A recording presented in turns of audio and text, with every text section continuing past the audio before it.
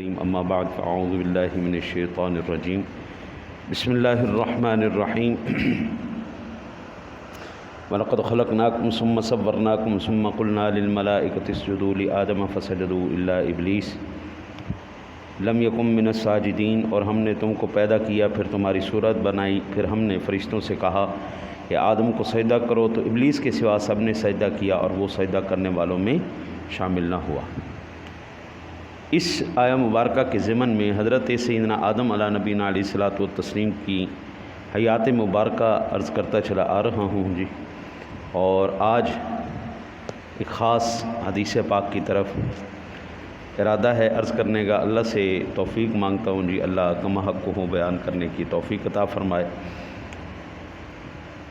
حضرت آدم علیہ نبینا علیہ الصلوۃ والسلام جس وقت جنت سے نیچے تشریف لائے تو آپ نے تیرے میرے سونے نبی جناب محمد الرسول اللہ صلی اللہ علیہ وسلم کے وسیلہ سے دعائے مغفرت کی۔ وہ حدیث پاک میں عرض کر دیتا ہوں جی، عن عمر بن الخطاب رضی اللہ تعالی عنہ قال قال رسول اللہ صلی اللہ علیہ وسلم لما اقترف آدم الخطیئۃ قال یا رب اسألک بحق محمد لما غفرت لی فقال اللہ یا آدم وكيف عرفت محمدا ولم أخلقه؟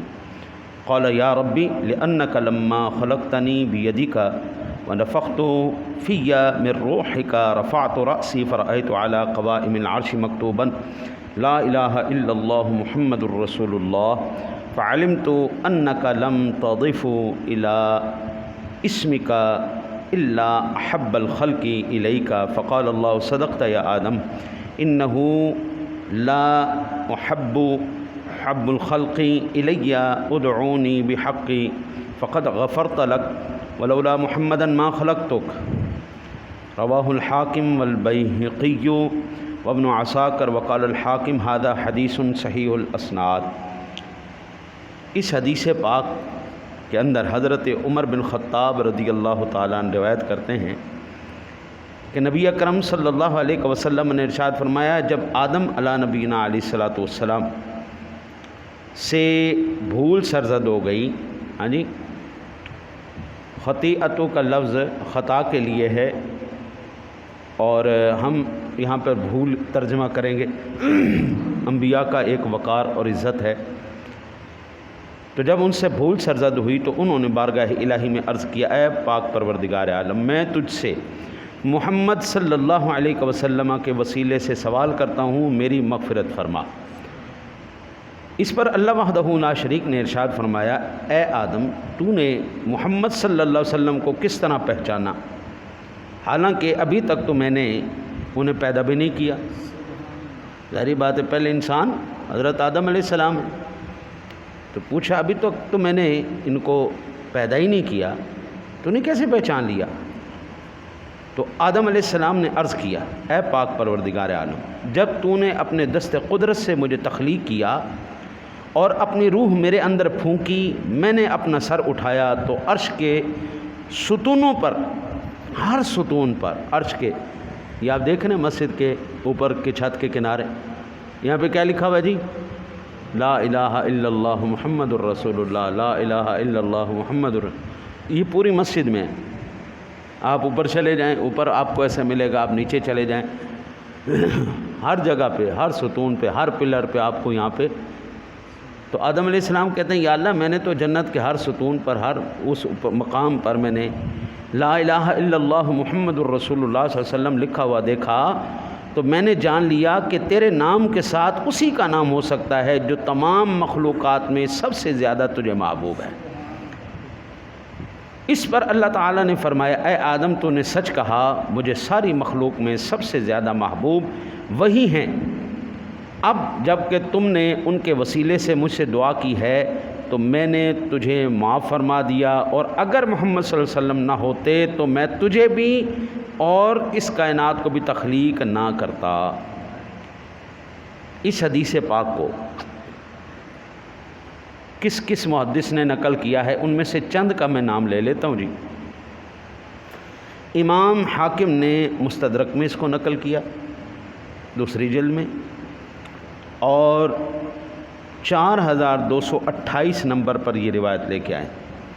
امام بہقی نے دلائل النبوہ کے اندر، اور امام قاضی ایاز نے شفا شریف کے اندر پہلی جلد میں، دلائل النبوہ کی 5ویں جلد ہے۔ ابن عساکر نے تاریخ مدینہ دمشق کی 7ویں جلد میں، اور ابن تیمیہ فی مجموعہ الفتاوی، امام ابن تیمیہ نے، یہ جتنے بھی ہمارے غیر مقلد ساتھی ہیں یہ سارے ان کو بہت زیادہ مانتے ہیں، وہ بھی اس کو وسیلے کے باب میں لے کے آئے ہیں۔ جو وسیلے کو نہیں مانتے نا جی، کم از کم اپنے بڑوں کو پڑھ لینا چاہیے، انہوں نے کیا لکھا ہے یار، ہاں جی، وہ اپنے فتاویٰ کے اندر وسیلے کے باب میں اس کو لے کے آ رہے ہیں۔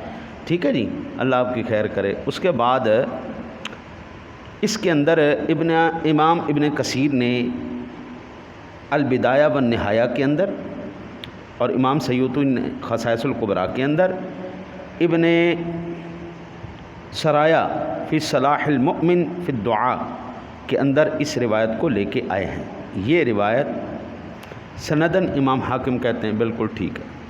اچھا جی، اس کے اوپر ایک اور حدیث پاک عن عمر بن الخطاب رضی اللہ تعالی عنہ، اسی طرح حضرت عمر فاروق اعظم روایت کرتے ہیں، قال قال رسول اللہ صلی اللہ علیہ وسلم، آقا جی نے ارشاد فرمایا، لما اذنب آدم علیہ السلام ذنبا الذي اذنبه رفع رأسه الى العرش فقال اسألك بحق محمد صلی اللہ علیہ وسلم الا غفرت لي فأوحى الله اليه وما محمد ومن محمد فقال تبارك اسمك لما خلقتني رفعت رأسي الى العرش فرأيت فيه مكتوبا لا اله الا الله محمد رسول الله فعلمت انه ليس احد اعظم عندك قدرا ممن جعلت اسمه مع اسمك فأوحى الله تعالى اليه يا آدم انه آخر النبيين من ذریتک و ان امتہ آخر الامم من ذریتک ولولاہ یا آدم ما خلقت۔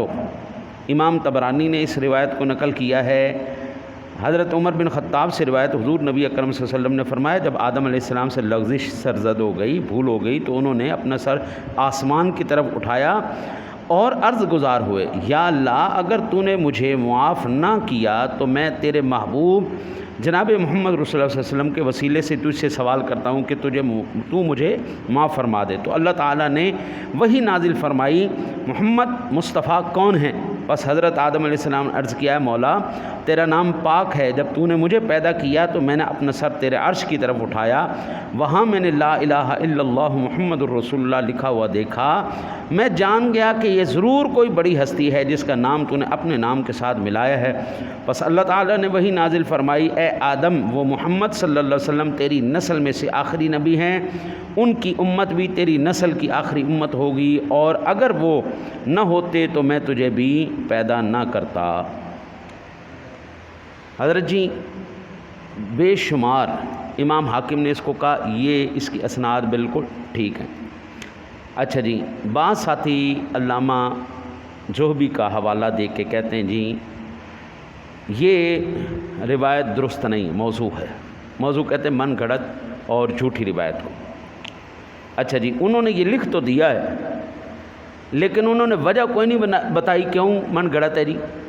بھائی اگر کوئی بات غلط ہے تو اس کا کوئی سبب بھی بیان ہونا چاہیے نا، ایویں منہ چوک کے تو نہیں میں نہیں مندا، تو نہیں مندا کہ بھائی کیوں، وجہ کوئی دس نا، کوئی دلیل پیش کرو بھائی اس کی وجہ کیا ہے، آپ کیوں نہیں مان رہے۔ اچھا جی، سند کے اندر اگر آپ یہ وضاع یہ موضوع ثابت کرنا ہو تو آپ کو اس میں سے کسی راوی کو وضاع حدیث بیان، یعنی وہ راوی گھڑنے والا ہونا چاہیے، جو روایتیں گھڑتا ہو، اس روایت میں آئے تو پھر ہم اس حدیث کے اوپر شک کریں گے۔ اس سند میں تو کوئی ہے ہی نہیں، ہاں جی، بہت زیادہ اس کے اوپر کوئی اعتراض کر دیا جائے، ہاں جی، بال کی کھال بھی اتار دی جائے تو اس کو زیادہ سے زیادہ آپ ضعیف کہہ سکتے ہیں، اس سے زیادہ۔ اچھا جی، ایک اصول ہے محدثین کا، وہ واضح ہے جی۔ اس روایت کے اندر جو ایک راوی آ رہا ہے پہلی میں، عبد الرحمن بن زید بن اسلم، اس کے اوپر محدثین نے کلام کیا۔ یہ بات جو ہے نا جی یہ اس کی وجہ سے، اس ایک فرد کی وجہ سے یہ ضعیف ہو سکتی ہے۔ اچھا جی، ہم مانتے ہیں جی، آپ اپنے بڑوں کا بھی نہ مانیں، ابن تیمیہ کا بھی نہ مانیں، جو انہوں نے وسیلے پر جواز کے طور پر یہ حدیث لے کے آئے ہیں اور حکم اس سے ثابت کر رہے ہیں۔ اگر تو بھائی فضائل کے باب میں اگر سندن کوئی روایت ضعیف ہو پھر بھی قابل قبول ہے۔ آپ کائنات عالم کے اندر اگر قبلہ میرے سونے نبی کی شان اور عظمت کو دیکھنا چاہے نا جی، قبلہ جنت کا کوئی درخت ایسا نہیں، جنت کا کوئی درخت کا پتہ ایسا نہیں جس پر میرے سونے نبی کا نام نہ ہو۔ اب حضرت آدم علیہ السلام پہلے انسان ہیں اور وہ کس کا وسیلہ دے کے بات کر رہے ہیں، مغفرت مانگ رہے ہیں تیرے میرے سونے نبی کے نام سے۔ ہاں جی، میں نے کوئی ہوائی فائر نہیں کیا، میں نے اس لیے پوری روایت پڑھ دی ہے تاکہ ہمارا ایمان اور عقیدہ مضبوط ہو جائے کہ ہم صرف ایویں انی محبت نہیں کر دے، باقاعدہ پڑھ لکھ کے ہم حضور سے محبت کر رہے ہیں۔ آپ مجھے یہ بتائیں، اس دنیا کے اندر کون سا ایسا عمل ہے جو اللہ کی بارگاہ میں ریجیکٹ نہیں ہو سکتا؟ حج اگر کوئی کر کے آئے تو کوئی وہ ضمانت دے سکتا ہے میرا حج یہ قبول ہو گیا؟ نہیں، ہم نے ابھی نماز پڑھی ہے، ہم اس بات کی ضمانت دے سکتے ہیں کہ ہماری نماز قبول ہوگی؟ ہم نہیں ضمانت دے سکتے، ہم امید کرتے ہیں اللہ سنے پاک پروردگار عالم ہم نے اخلاص کے ساتھ نیت کے ساتھ تیری بارگاہ میں تیری عبادت کی ہے، مولا اس کو اب قبول فرما لے اور قبول فرما کے ہمارے لیے ذریعہ نجات فرما دے۔ اللہ وحدہ لا شریک کی بارگاہ مقدسہ میں عاجزی، انکساری، اخلاص شرط عین ہے ہر عبادت میں۔ روزہ بھی اگر آپ نے دکھاوے کے لیے رکھا ہے تو جناب چھٹی، چلو ختم۔ جس میں ریاکاری آ گئی، اخلاص ختم ہو گیا، دکھاوا آ گیا، وہ عبادت ختم ہے جی، وہ نہ زکوٰۃ ہے، نہ روزہ ہے، نہ حج ہے، وہ کوئی شے بھی نہیں۔ ہر ایک عبادت اللہ، اچھا جی ایک عبادت ہے صرف جو بندہ جس حالت میں بھی پڑھے، وہ چاہے دکھاوے کے لیے پڑھے تو چاہے اخلاص کے ساتھ پڑھے، وہ ہے تیرے میرے سونے نبی جناب محمد الرسول اللہ صلی اللہ علیہ وسلم پر درود پاک پڑھنا۔ یہ وہ واحد عبادت ہے جناب، یہ وہ واحد عبادت اتنی اہمیت کی حامل کیوں ہو گئی؟ قرآن بتاتا ہے ان اللہ و ملائکتہ یصلون علی النبی، کہ یہ وہ عبادت ہے جو اللہ بھی فرما رہا ہے۔ ہاں جی، اللہ بھی درود پڑھ رہا ہے اپنے حبیب پر، اس کے فرشتے بھی پڑھ رہے ہیں، امت بھی پڑھ رہی ہے۔ اس پر میں نے تفصیل سے عرض کر دیا تھا، اللہ کا درود پڑھنا اور ہے، ملائکہ کا پڑھنا اور ہے، تیرا میرا پڑھنا اور ہے۔ جناب بات ایک ہی ہے، اللہ کوئی اور کام نہیں کر رہا، اللہ کر رہا ہے تو اپنے حبیب پر درود پاک پڑھ رہا ہے۔ ان اللہ و ملائکۃ، ان بے شک اللہ اور اس کے فرشتے جناب محمد الرسول اللہ صلی اللہ علیہ وسلم پر درود پاک پڑھ رہے ہیں۔ آدم علیہ السلام سے لے کر آخری نبی کون ہے جی؟ جناب سیدنا عیسیٰ علیہ نبینا علیہ الصلوۃ والسلام، حضور سے پہلے عیسیٰ علیہ السلام آخری نبی۔ قرآن یہ کہتا ہے، عیسیٰ علیہ نبینا علیہ الصلوۃ والسلام نے فرمایا وَمُبَشِّرًا بِرَسُولٍ يَأْتِي مِن بَعْدِ اسْمُهُ احمد، اب میرے بعد وہ عظیم الشان رسول آ رہا ہے جس کا نام احمد ہوگا۔ ہاں جی، حضور جناب رسالت مآب صلی اللہ علیہ وسلم کا آسمانوں پر نام احمد ہے، زمین پر محمد ہے۔ ہاں جی، اب آپ یہاں سے اندازہ فرمائیے قبلہ، آدم علیہ السلام ہوں تو سونے نبی کا ذکر کریں، عیسیٰ علیہ السلام ہوں تو حضرت امام الانبیاء کا ذکر کریں، پہلے اور آخری کا۔ اب میں بیچ میں کام شروع کر دوں کس کس نے کیا تو جناب بہت لمبی بات ہو جائے گی۔